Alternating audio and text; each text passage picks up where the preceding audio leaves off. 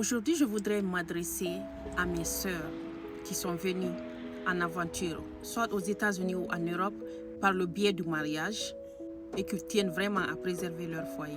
Parce que c'est un phénomène qui est en train de prendre de l'ampleur. Il y a plein de nos sœurs aujourd'hui qui sont venues en aventure par le biais du mariage, mais au bout de quelques années, qui ont vu leur foyer se briser sans même savoir comment. Écoutez mes sœurs, vous êtes venues pour réussir, pas pour briser vos foyers. Faites très attention à ceux qui font semblant d'être vos amis quand vous venez en aventure. Ce n'est pas tout le monde qui est sincère. Certains t'applaudissent en public, mais sabotent ta vie en silence. Ils vont te dire tu es libre, profites-en maintenant. Non, c'est comme ça que les foyers se brisent. C'est comme ça que les regrets commencent. Une personne qui n'a rien construit de sa vie ne peut pas t'apprendre comment construire la tienne, ni t'apprendre comment protéger ce que tu as construit.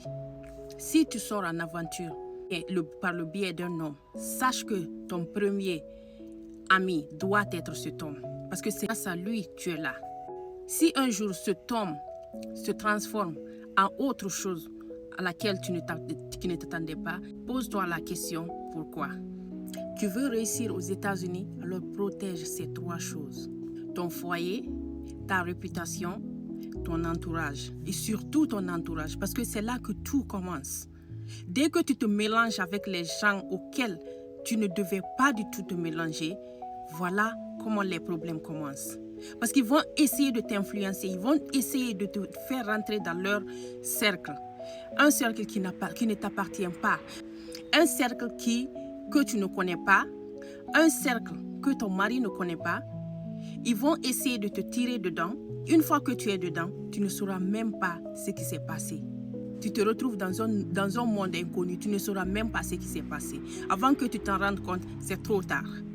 Et ils auront atteint leur objectif. Parce qu'eux, ils sont certainement là pendant des années. Toi qui viens d'arriver, ils n'ont pas pu avoir ce que toi, tu as. Ils veulent te mettre au même niveau que eux. Mais, comme tu ne comprends pas, tu penses qu'ils veulent t'aider.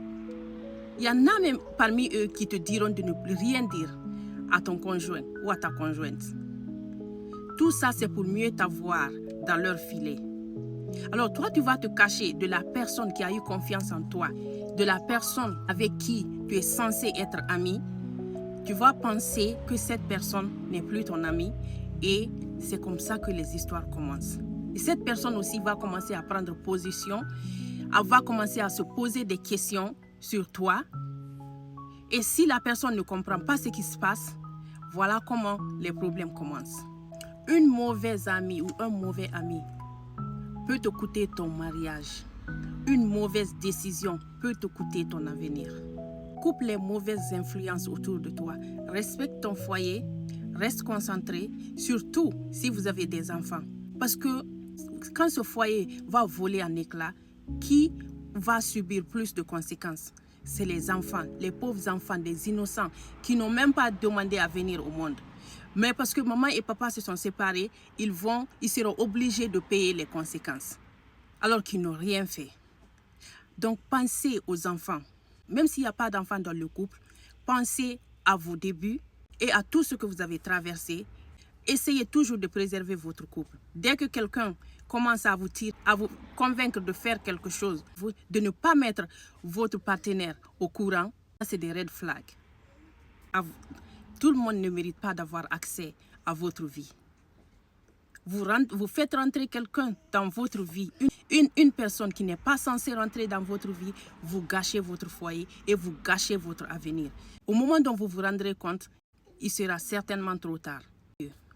Sachez faire la part des choses, sachez faire le bon choix, protégez ce qui vous est le plus cher au monde. Bonne journée.